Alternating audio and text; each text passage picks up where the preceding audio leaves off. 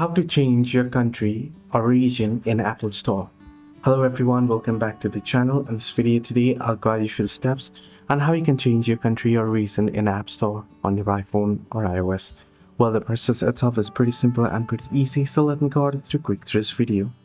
In order to change your country, now you won't be able to do it directly on through the App Store. You'll have to head over to your settings first. Once you head over to settings, head into your name at the profile at the top. Then from here, you should be able to find the option that says media and purchases. Tap on it and you want to tap on view account, and it should ask you for the face verification here.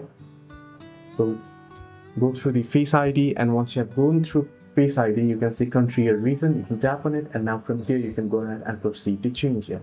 So this is how you can easily change your country or region in the App Store on your iOS device. Hope this video helped you. Do like and subscribe, and also do not forget to leave the comments down below if you have any further issues as well.